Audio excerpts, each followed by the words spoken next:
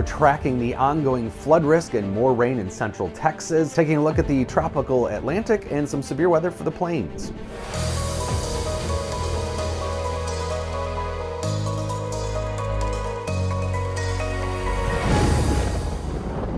So of course, by now, most have heard of the just devastating, deadly floods in central Texas, and they continue to see more rain today.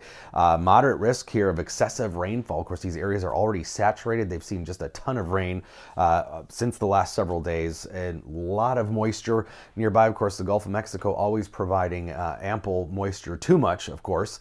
So ongoing flood watches and warnings across parts of central Texas.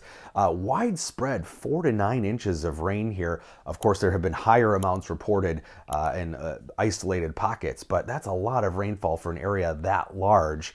And of course, the geography and geology playing into the threat here with the Texas Hill Country. But ongoing storms kind of bubbling up yet today, and then things should quiet down a little bit the next couple of days, luckily. But there's going to be some locally heavy rainfall, and it all depends upon where these specific downpours occur. Every little river basin, it matters here where that water actually falls. But there's the possibility of a few inches of additional rainfall in some of those isolated pockets. And then we have an ongoing flooding threat for the mid-Atlantic. This is post-tropical cyclone Chantal, which was a tropical depression, continuing to rain itself out here in the east. So Washington, D.C. up to New Jersey, parts of coastal Virginia have ongoing flooding risk there.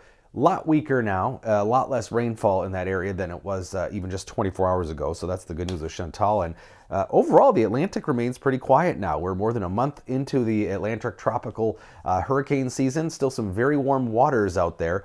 But one of the things that's been keeping things pretty quiet is we've had a lot of shear.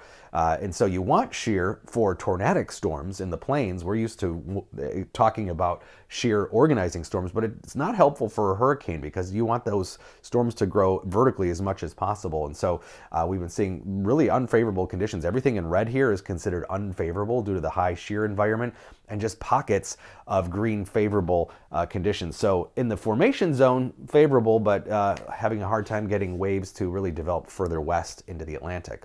But in the plains, we've got a severe threat today, an enhanced risk across Nebraska into South Dakota. The main threat is some high wind gusts today. We've got kind of a clipper system moving through the region that's creating some ongoing showers and storms, but more storms will develop this afternoon and evening into the overnight. And again, the area that we're really watching is South Dakota and Nebraska for potentially those high wind gusts over 60 miles an hour.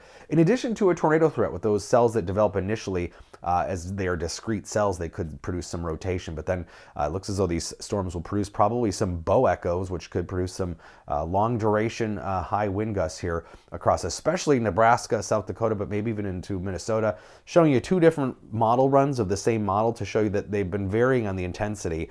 The overnight run kept some severe winds in Minnesota, but both runs keeping those severe gusts really into Nebraska and South Dakota. So that appears to be the area with the greatest threat for strong winds. And then fairly quiet, marginal risk level 1 out of 5 here the next couple of days for the central plains, back into the northern plains midweek, also the mid-Atlantic here by Wednesday. But we might have to watch Thursday and Friday. Might see more of an elevated risk again, already a slight risk for northwestern Minnesota into North Dakota, South Dakota, Nebraska for Thursday into Thursday night, and that will probably translate east on Friday. So some things to watch there here over the coming days.